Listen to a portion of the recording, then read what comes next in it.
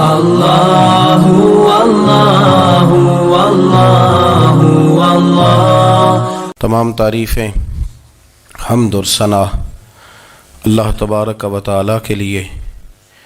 درود و سلام نبی اکرم نور مجسم شفیع معظم احمد مجتبیٰ جناب حضرت محمد مصطفیٰ صلی اللہ تعالی علیہ وسلم کی ذات والا صفات کے لیے حمد و صلات کے بعد، مسلمان کا یہ عقیدہ ہے کہ ہمارا خالق اللہ ہے، ہمارا مالک اللہ، ہمارا رازق اللہ۔ جب یہ ساری چیزیں، ساری عطائیں، ساری نعمتیں اللہ کی ہیں تو پھر مسلمان کی ساری توجہ بھی اللہ ہی کی جانب ہونی چاہیے۔ اسے کوشش کرنی چاہیے کہ وہ ہر معاملے میں، ہر مسئلے میں، ہر پریشانی میں اپنی توجہ اپنے رب کریم کی جانب مبذول رکھے۔ انسان جب اپنے علم پر بھروسہ کرنے لگتا ہے، یا اپنی عقل پر بھروسہ کرنے لگتا ہے، یا اپنے تعلقات پر بھروسہ کرنے لگتا ہے، یا اپنی دولت پر، مال پر، صحت پر، تو ایک بہت بڑے دھوکے کا شکار ہو جاتا ہے۔ اور انسان جب انسانوں پر بھروسہ کرنے لگتا ہے تو پھر اللہ تعالیٰ اسے بعض اوقات انسانوں کے سپرد کر دیتا ہے، انسانوں کے سپرد۔ اور بہت سارے ایسے لوگ بھی ہوتے ہیں جو رب کریم کو بھولتے ہیں اور وہ اپنی ساری توجہ انسانوں کی طرف، دنیا کی طرف، دنیا داروں کی طرف کر لیتے ہیں، تو اللہ تعالیٰ فرماتا ہے پھر میں انہیں یہ سزا دیتا ہوں کہ وہ مجھے بھولنے نکلے تھے تو میں نے انہیں ان کا اپنا آپ بھی بھلا دیا، اپنا آپ بھی۔ سورہ حشر کو دیکھیے گا، فرمایا وَلَا تَكُونُوا كَالَّذِينَ نَسُوا اللَّهَ فَأَنسَاهُمْ أَنفُسَهُمْ۔ ان لوگوں کی طرح نہ ہو جانا جنہوں نے اللہ کو بھلا دیا تو اللہ نے پھر انہیں ان کا اپنا آپ بھی بھلا دیا، انہیں اپنی بھی ہوش نہیں رہی۔ وہ ایسے مسائل میں گھر گئے، وہ ایسی آزمائشوں میں الجھ گئے، وہ ایسی دنیا داری کے اندر الجھے کہ انہیں اپنا بھی پتہ نہ چلا۔ اب تو ڈھونڈتا پھرتا ہوں اے اقبال اپنے ہی آپ کو، اب تو ڈھونڈتا پھرتا ہوں اے اقبال اپنے آپ کو، آپ ہی گویا مسافر، آپ ہی منزل ہوں میں۔ جب انسان خدا فراموش ہوتا ہے تو خود فراموش ہو جاتا ہے۔ ہمارا بڑے زمانے سے تکیہ ہے، کبھی امریکہ پر، کبھی یورپ پر، کبھی برطانیہ پر، کبھی مالداروں پر، کبھی اسلحے والوں پر۔ اس کا نقصان یہ ہوا کہ اپنا کوئی وجود نہیں رہا، اپنا کوئی نظریہ نہیں رہا، اپنی کوئی سوچ نہیں رہی۔ ایسے محسوس ہوتا ہے کہ کوئی منشور نہیں، کوئی دستور نہیں، لگام منہ میں ہے اور اس کا سرا کسی کے ہاتھ میں ہے، وہ جدھر چاہتا ہے ہمیں گھما لیتا ہے۔ اللہ فرماتے ہیں یوں نہ ہو جانا کہ تم رب کو بھلا دو اور پھر تمہیں اپنا آپ بھی بھول جائے۔ اولئک ھم الفاسقون، فرمایا یہ وہ لوگ ہیں جو نافرمان ہیں اللہ کے، یہ نافرمان ہیں۔ جب یہ نظریہ بن گیا، جب یہ ذہن بن گیا کہ پیدا اللہ نے کیا ہے، دینا اللہ نے ہے، عطا کرنے والا اللہ ہے، نوازنے والا اللہ ہے، تو پھر ساری توجہ دنیا داروں کی طرف رکھنا، میں اللہ والوں کی طرف توجہ رکھنے کا قائل ہوں، میں وہ سمجھتا ہوں، ہم اس چیز کے قائل ہیں، لیکن وہ بھی کوئی آستانہ ہے کہ جہاں حق مرشد کا نعرہ تو بڑا لگے پر رب کا نام ہی نہ سننے کو ملے۔ یہ بھی کوئی بات ہوئی کہ جہاں یہ تو نعرہ زور سے لگے کہ جیوے جیوے مرشد جیوے، لیکن استغفار کا درس ہی نہ ملے۔ جہاں ہر وقت یہ بتایا جائے کہ یہاں آ گئے تو بچ گئے، کیسے بچیں گے؟ میرے رسول پاک علیہ السلام کا دروازہ سب سے بڑا دروازہ ہے، حضور کا دروازہ سب سے بڑا دروازہ ہے، لیکن میرے دوستو یاد رکھنا، نبی پاک علیہ السلام نے بھی لوگوں کو جب رستہ دکھایا ہے تو رب کریم کا رستہ دکھایا ہے، اللہ کا رستہ دکھایا، اللہ کریم کا رستہ دکھایا، لوگوں کو رب کی طرف توجہ کرائی۔ میرے رسول کریم سید عالم صلی اللہ تعالی علیہ وسلم نے لوگوں کی اللہ کی جانب توجہ کرائی اور لوگوں سے یہ کہا کہ وہ اپنے رب کریم کی جانب اپنا ذہن رکھیں، اپنی توجہ اپنے اللہ کی جانب مبذول کریں۔ میری بات کو اچھے طریقے سے سمجھیے گا، علم اللہ تبارک و تعالیٰ عطا کرتا ہے، تو اسے اللہ کی عطا ہی سمجھنا چاہیے۔ کچھ لوگوں کے پاس علم ہوتا ہے پر علم نافع نہیں ہوتا، وہ ٹامک ٹونیاں مارتے رہتے ہیں ساری زندگی۔ علم کو اللہ کی عطا سمجھیں، اپنی عقل پر اپنے شعور پر زیادہ بھروسہ نہ سمجھیں، نظر اللہ پہ رکھیں۔ حضرت مولا علی شیر خدا کرم اللہ تعالی وجہہ الکریم سے کسی نے پوچھا تھا بڑا عالم کون ہوتا ہے؟ ہمارے ہاں تو اب وہ والے عالم پائے جاتے ہیں نا، اللہ ماشاء اللہ، جو ممبر پہ بیٹھتے ہیں تو دعوے ہی دعوے، ممبر پہ بیٹھتے ہیں تو دعوے ہی دعوے، اس طرح کے عالم ہمارے ہاں پائے جاتے ہیں۔ وہ ہر بات میں دعویٰ کرتے ہیں، میں یہ کر دوں گا، میں وہ کر دوں گا۔ یہ مزاج علماء کا نہیں۔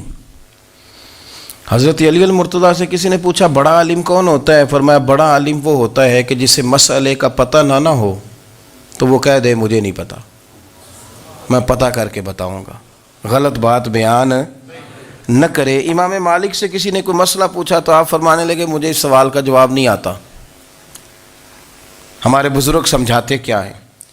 وہ کہنے لگا آپ اتنے بڑے امام ہیں تو اس سوال کا جواب نہیں آتا۔ فرمانے لگے اگر مجھے ہر سوال کا جواب آتا پھر تو میں خدا ہوتا، مجھے ہر سوال کا جواب نہیں آتا، مجھے تو اتنا آتا ہے جتنا میرے رب نے مجھے عطا کر دیا ہے۔ اپنی نظر اللہ پہ رکھیں، نکل آئیں اس معمے سے باہر کہ میں کوئی بلا ہوں، مجھے بڑا پتہ ہے، میرے پاس 6 ڈگریاں ہیں، مجھے 10 جگہ پہ تدریس کا شغف حاصل ہے، اس سے نکلیں باہر۔ قرآن مجید دیکھیے گا، اللہ تعالیٰ نے ارادہ قدرت فرمایا کہ میں حضرت آدم کو بناؤں گا، پھر بنانے کے بعد فرمایا فرشتوں سجدہ کرو آدم کو، سب نے سجدہ کیا الا ابلیس ابا واستکبر وکان من الکافرین، سب نے سجدہ کیا سوائے ابلیس کے، اس نے انکار بھی کیا، تکبر بھی کیا اور کافروں میں سے ہو گیا۔ تو یہ جب اللہ تعالیٰ نے سجدہ کرایا تو کیسے کرایا؟ اللہ تبارک و تعالیٰ نے نا حضرت آدم کو علم سکھایا خود، وعلم آدم الاسماء کلہا، خود اللہ فرماتے ہیں کہ میں نے جناب آدم علیہ السلام کو تمام اشیاء کے نام سکھائے، سب اشیاء کے نام سکھائے۔ تو وہ چیزیں پھر میں نے نا، اللہ فرماتے ہیں میں نے فرشتوں پہ پیش کی، میں نے کہا کہ بتاؤ ان کے نام کیا ہے، تو فرشتوں نے جو جواب دیا وہ سمجھنے والا ہے۔ اللہ نے چونکہ خود علم سکھایا تھا حضرت آدم کو، جناب آدم سکھایا تھا، لیکن فرشتوں کو نہیں سکھایا تھا۔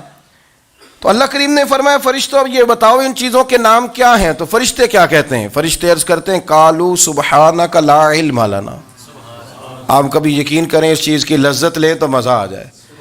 کہا قالوا سبحانک، کہنے لگے تو پاک ہے، قالوا سبحانک، کہنے لگے تو بھئی آدم علیہ السلام کو نام سکھا لیے، پھر فرشتوں کے سامنے وہ چیزیں پیش کر کے کہا ان چیزوں کے نام بتاؤ، تو فرشتے کیا کہتے ہیں؟ کہتے ہیں قالوا سبحانک، تو پاک ہے، لا علم لنا، ہمارے پاس کوئی علم نہیں، الا ما علمتنا، ہمیں تو اتنا پتہ ہے جتنا تو نے ہمیں سکھا دیا ہے، ہمیں تو اتنا پتہ ہے جتنا تو نے ہمیں، لا علم لنا، ہمارے پاس کوئی علم نہیں ہے، اتنا ہی پتہ ہے جتنا تو نے ہمیں سکھا دیا ہے، اس سے زیادہ ہمارے پاس علم۔ اور یہ کیوں تو نے ہمیں جتنا سکھایا اتنا پتہ ہے؟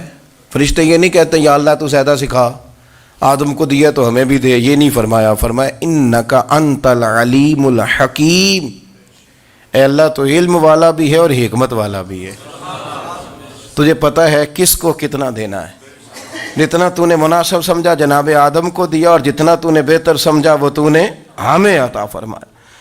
تو اگر آپ کے پاس علم ہے، کہیں نالج ہے، تو اس کو اللہ کی عطا سمجھیں۔ ہمارے ہاں بہت سارے لوگ بن کے بیٹھ جاتے ہیں، میں اکثر کہتا ہوں کہ پھر وہ دعوے کرتے ہیں میرے علاقے والے جاہل ہیں، میرے شہر والے جاہل ہیں، میرے خاندان والے پڑھے نہیں۔ یہ آپ کا دعویٰ ہے، یہ آپ کو خراب کر دے گا۔ ہم نے بہت سارے ایسے لوگ دیکھے جو بہت بڑے عالم تھے، لیکن اللہ جب لینے پہ آیا تو عقل ہی لے گیا، شعور ہی چلا گیا، حافظے ختم ہو گئے۔ آپ دیکھتے ہیں بڑھاپے میں کچھ لوگ ایسے ہوتے ہیں کہ جن کو یہ بھی یاد نہیں رہتا کہ میرا نام کیا ہے، میں کہاں ہوں، مجھے کدھر جانا ہے۔ تو اس وقت سے اللہ کی پناہ مانگیں اور اپنی نظر اپنے رب کریم کی جانب رکھیں، اللہ کی جانب اپنی نظر کو مبذول رکھیں۔ دوسری بات، علم کے بعد ایک چیز آتی ہے جس کا نام ہے ہدایت، جس کا نام ہے تقویٰ، جس کا نام ہے پرہیزگاری، جس کا نام ہے عمل، عبادت، ریاضت، یہ بھی اسی وقت ہی نصیب ہوتی ہے جب میرا رب کریم نصیب فرما دیتا ہے۔ ہم نے نا نیکی کا اپنا اپنا سٹیٹس بنا لیا ہے، اپنا اپنا معیار بنا لیا ہے۔ کچھ لوگ کہتے ہیں کہ جناب مسجد میں سیمٹ کا توڑا دینے سے بہتر ہے کسی غریب کو آٹے کا تھیلا دے دو۔ اب اس نے اپنا مزاج بنا لیا نا نیکی کا، اس نے اپنا سٹیٹس بنا لیا ہے۔ میرا یہ سوال ہے کہ نبی پاک صلی اللہ تعالیٰ علیہ وسلم جب مدینہ شریف آئے تھے تو حضور نے سب سے پہلے غریبوں میں آٹا تقسیم کیا تھا کہ سب سے پہلے مسجد بنائی تھی؟ کیا عجیب لوگوں کا رنگ ہے، اپنی مرضی کی ہدایت، اپنی مرضی کا تقوی، اپنی مرضی کا معیار۔ مسجد کوئی بڑا چھوٹا خطیب بھی میری طرح کا ہو نا تو وہ مسجد میں بیٹھ کے جب نبی پاک کی بات کرتا ہے تو کہتا ہے میرے رسول پاک غریبوں کا سہارا بن کے آئے۔ وہ غریبوں کی بات کرتا ہے، مسکینوں کی، لاچاروں کی، کمزوروں کی بات۔ تو مسجد ہی تو وہ ادارہ ہے جہاں سے غریبوں کی بات ہو رہی۔ تو اب لوگوں نے غریب کو اور مسجد کو لڑانا شروع کر دیا، اس کو لڑاؤ کہ مسجد میں پیسے دینے سے بہتر ہے آپ غریب کو آٹے کا تھیلا دے دیں۔ آپ یہ کیوں نہیں کہتے کہ مسجد میں بھی آپ توڑا دیں ایک سیمٹ کا اور ساتھ غریب کو بھی خدمت کریں؟ یہ کیوں نہیں تقویٰ؟ اپنی اپنی مرضی کا مزاج، اپنی اپنی۔ کچھ لوگ کہتے ہیں چھوڑو جی، ساری زندگی انسان نماز پڑھتا رہے اور پھر گالیاں بھی دیتا رہے، بندہ داڑھی بھی رکھ لے اور جھوٹ بولنا بھی نہ چھوڑے، تو یہ آپ نے اپنے پاس سے تقوی کا معیار بنایا۔ گالی دینے کا گناہ ہے اور داڑھی رکھنے کا ثواب ہے۔ تو اگر آپ داڑھی رکھے ہوئے ہیں اور آپ کوئی غلطی کر رہے ہیں تو اس سے آپ کی داڑھی کا ثواب ختم، اللہ کرے آپ کو سمجھ آئے میری بات۔ آپ کوئی غلطی کر رہے ہیں، داڑھی کا ثواب اس سے ختم، وہ اپنی جگہ پہ قائم ہے چیز۔ اپنی مرضی کا کیوں تقوی کا معیار بناتے ہیں؟ تقوی کا مزاج اپنی مرضی کا نہ بناؤ، اللہ کی بارگاہ سے دعا مانگو کہ یا اللہ ہمیں ہدایت کا نور عطا فرما، اللہ تو ہمیں رستہ دکھا، تو بتا کہ ہدایت کیا ہے۔ تو رب فرماتا ہے اللہ ولی الذین آمنوا، اللہ مومنوں کا مددگار ہے، یخرجہم من الظلمات الی النور، وہ انہیں اندھیروں سے نکالتا ہے اور نور کی طرف روشنی عطا فرماتا ہے۔ اندھیروں سے نور کی طرف اللہ لاتا ہے۔ اللہ ولی، اللہ مومنوں کا ولی ہے، وہ انہیں اندھیروں سے نور کی طرف نکالتا ہے۔ ہدایت ہمیشہ اللہ کی طرف سے سمجھے۔ جب وہ نماز کی توفیق دیتا ہے تو اپنے فضل سے دیتا ہے، جب وہ ذکر کی توفیق دیتا ہے تو اپنے فضل سے۔ ہم سمجھتے ہیں ہو جی فلانا نہیں پڑھ رہا بڑا بیوقوف ہے، فلانا نہیں پڑھ رہا، تو تم کیا اپنی عقل کے زور پہ پڑھ رہا ہے؟ میں جی اللہ کے فضل سے 2 سپارے پڑھتا ہوں، تو کس پہ احسان کرتے تو 2 سپارے پڑھ کے رویا کر۔ کہا اگر مالک تو بڑا قریب نہیں، بڑے لوگ ہیں جن کو پورا قرآن حفظ ہے پر انہیں پڑھنے کی توفیق نہیں، تو انہیں فضل کیا اور مجھے توفیق دے دی ہے پڑھنے کی۔ رویا کر، پڑھ کے رویا کر، راتی ساری کر کر زاری، او نیند اکھاں تھی توندے تے فجرے اوہی گناہگار کہاون سب تو نیوے ہوندے۔ مہربانی کریں، ڈریں، نیکی کریں تو پھر ڈریں، پھر احساس پیدا کریں، پھر اپنے اندر وہ کمزوری لائیں کہ توبہ توبہ مجھے تو پتہ ہی نہیں، تو جانتا ہی نہیں۔ حضرت سیدنا امام اعظم ابو حنیفہ رحمۃ اللہ تعالیٰ علیہ کے ساتھ ایک شخص کہتا میں نے نماز پڑھی، تو عشاء کی نماز تھی۔ یہ جو لوگ بڑے ہوتے ہیں نا، جن کے پیار کرنے والے بڑے ہوتے ہیں، ان کے گرد خوف بھی بڑا ہی ہوتا ہے، انہیں بڑا ڈر لگتا ہے، بڑی بعض اوقات آزمائش ہوتی ہے ان کی۔ عشاء کی نماز کہتے پڑھی تو امام صاحب نے نا عشاء کی نماز میں تلاوت کی آیتیں فَمَن يَعْمَلْ مِثْقَالَ ذَرَّةٍ خَيْرًا يَرَهُ وَمَن يَعْمَلْ مِثْقَالَ ذَرَّةٍ شَرًّا يَرَهُ، فرمایا جو ذرہ برابر خیر کرے گا وہ بھی قیامت میں دیکھے گا، اور جو ذرہ برابر شر کرے گا وہ بھی قیامت میں اس شر کو دیکھے گا، اس کے سامنے آئے گا۔ تو وہ شخص کہتا ہے کہ سارے لوگ نماز پڑھ کے چلے گئے تو امام صاحب رحمۃ اللہ علیہ نے اپنی داڑھی پکڑی، رو رہے ہیں، کہتے ہیں وہ ذرہ برابر نیکی کا بدلہ دینے والے، وہ ذرہ برابر شر پہ سزا دینے والے میری سفید داڑھی کو دیکھ، مالک میرے ذرے ذرے سامنے نہ لانا، لوگ تو میری بڑی قدر کرتے ہیں دنیا، میں تو بڑا پہچانا جاتا ہوں، لوگ تو میری راہوں میں پھول لیے کھڑے ہوتے ہیں، مجھے بڑا نوازتے ہیں، قیامت میں رسوا نہ کر دینا، میرے لیے مشکل ہو جائے گی۔ وہ کہتے ہیں میں نے امام صاحب کا درد دیکھا، مجھے کوئی کام تھا تو میں چلا گیا، میں نے کہا کہ وہ اس وقت اللہ کے حضور حاضر ہیں تو میں دوبارہ آؤں گا. کہتے میں تہجد کا وقت آیا تو امام صاحب وہیں بیٹھے تھے اور ان کی داڑھی آنسوؤں سے بھری ہوئی تھی اور زور سے داڑھی پکڑی ہوئی. کہنے لگے مالک رسوا نہ کر دیں, قیامت میں رسوا نہ کر دیں. یار جو ہدایت یافتہ لوگ تھے وہ تو ڈرے ہوئے تھے, وہ تو سہمے ہوئے تھے. وہ تو کہتے تھے یہ اس کا فضل نہیں, اس نے بلا لیا, یہ اس کا کرم نہیں. حضرت باعزید بستامی کسی کافر کو دیکھتے تو رو پڑتے, کہتے مالک تو کتنا قریب ہے, یہ بے ایمان رہ گیا, تو نے اپنے فضل سے مجھے اپنے نبی کا غلام بنا لیا. وہ رو پڑتے. یہاں تو لوگوں کا دعویٰ ہی بڑا ہے.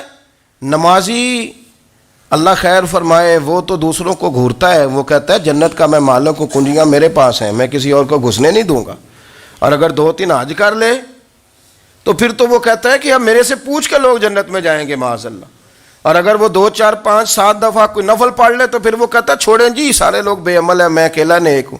نہ ایسا کریں, اپنی توجہ اپنے رب پہ رکھیں, اپنی توجہ اپنے معین الملت والدین, عطائے رسول, ہند الولی, غریب نواز, خواجہ معین الدین چشتی, حضرت خواجہ اجمیر, شاہ اجمیر, والی ہندوستان. آخری عمر میں نا سارا دن روتے گزر جاتا, ساری رات روتے گزر جاتے, ذرا سی کوئی بات کرتا تو رو پڑتے, آنکھیں آنسوؤں سے بھری رہتی. کئی دفعہ اپنے بھی پریشان ہو جاتے ہیں نا کہ یار تو ایک بات کی جان ہی نہیں چھوڑ رہا. تو خواجہ قطب الدین صاحب بختیار کاکی سے لوگوں نے کہا کہ آپ مرشد سے بات کریں, اتنا بھی تو نہیں نہ رونا چاہیے, ہر وقت اس کے آنسو کی کریے. عاشق دا کام ہی رونا تونا, تبھی نہ رویو نہیں منظوری. یہ عاشق سدا ہی روندا رہندا ہے, پاویں وصل ہوئے تے پاویں دوری. ہر وقت رونے کا کیا مطلب ہے؟ تو خواجہ قطب صاحب کہتے ہیں میں قریب گیا تو میں نے پیر دبائے, میں نے کہا سونیا لوگ تو کچھ بھی نہیں کرتے, تو نے تو کمال کر دیا. 90 لاکھ آدمی مسلمان کر دیا, دنیا کچھ نہیں کرتی. تو نے 50 سال ساری رات مصلے پہ بیٹھ کے رب راضی کیا. تو شہزادہ تھا, حضور کی اولاد تھا, لیکن معین الدین تیرا ایک پلاٹ بھی نہیں. تو نے طالب علم پالے, انہیں غریبوں کو دیا, تو نے نوازا, کوئی شے نہیں تیرے پاس, ہر چیز تو نے. ساری رات روتے ہو, سارا دن روتے ہو. تو خواجہ قطب الدین صاحب کہتے ہیں میں نے جب عرض کیا تو خواجہ صاحب مجھے گلے لگا لیا, چیخ مار کے روئے. کہنے لگے قطب الدین پتر داڑھی سفید ہو گئی, جانے کا وقت آ گیا. جو تو نے نیکیاں گنوائی ہیں وہ ہیں صحیح میرے پاس, پر یار کی بارگاہ میں پیش کرنے کے قابل ایک بھی نہیں. تو بارگاہ تو دیکھ کتنی بڑی ہے, رسول کریم کی بارگاہ میں پیش کرنے کے قابل ان میں سے ایک بھی نہیں. تو آستانہ دیکھ کتنا بڑا ہے, کیا پیش کروں گا, کیا عرض کروں گا حضور کی بارگاہ میں, کس طرح. وہ یار جو بڑے تھے وہ تو ڈرے ہوئے تھے, سہمے ہوئے تھے, وہ تو بڑی آزمائش میں تھے. لیکن میرا اور آپ کا رٹا 2 نمازیں پڑھ کے 6 نمازوں کا دعویٰ کرنا اور لمبی چوڑی کہانیاں بنانا اور اپنے منہ سے اپنی تعریفیں کرنا, اس سے تھوڑا باہر آئیں. رزق بھی میرا اللہ ہی دیتا ہے, علم بھی اللہ دیتا ہے, رزق بھی. بڑے بڑے فقیروں کو مالدار ہوتے دیکھا, بڑے بڑے مالداروں کو فقیر ہوتے دیکھا. بڑے میرے ایک بڑا سخی قسم کا سجن ہے, بڑا پیارا ہے, میں اسے سخی مانتا ہوں. میں نے اپنی پریشانیوں کے دنوں میں بھی اس شخص کو سخی دیکھا. ایک دن رات کو مجھے ٹیلی فون کر کے کہنے لگا کدھر ہو؟ میں نے کہا میں گھر ہوں. نہیں اکثر سفر میں ہوتے ہو نا. اور میں نے کہا طبیعت کیسی ہے؟ ٹھیک ہے, بس حال چال پوچھنا تھا. میں نے سمجھائی, میں نے کہا یار یہ کوئی مسئلہ ہے, ورنہ رات کے 2 بجے کوئی حال پوچھنے کو فون تو نہیں نہ کرتا, کوئی مطلب ایسا تو مسئلہ نہیں نا. تو میں نے بیک کال کی, میں نے کہا یار میری بات سن, مسئلہ کیا؟ کہ نہیں کچھ نہیں دل کر رہا تھا. میں نے کہا میری گل سن, رہے ہیں اسی 4-5 سال کٹھے, میں تین جاننا, اصل بات کر. کہنے لگا مکان بھی بڑا ہے, سارا کچھ ٹھیک ہے, پر وہ بڑا ہی بے نیاز ہے. کچھ حالات اس قسم کے آ گئے ہیں کہ لوگوں کو بتاؤں بھی تو لوگ ماننے کو تیار نہیں. زیادہ نہیں, مجھے نا تھوڑے سے پیسوں کی ضرورت ہے, کوئی 15-20 ہزار اگر مل جائیں میری ضرورت. آپ یقین کریں میں روتا رہا ساری رات. میں نے کہا مہربانہ تیرا کس طرح کریں گے. اس سے لے کے زمانہ استعمال کرتا تھا, پر بے پرواہی ویخ نہ سجڑ دی, جتھے کسے دی پیش نہ جاوے انہیں تاجا والے در در رولے تے منگتے ہیں تخت بٹھاوے. سجنا کسی نو کارا مل دئی کوئی کعبے خالی آوے. واللہ خیر الرازقین.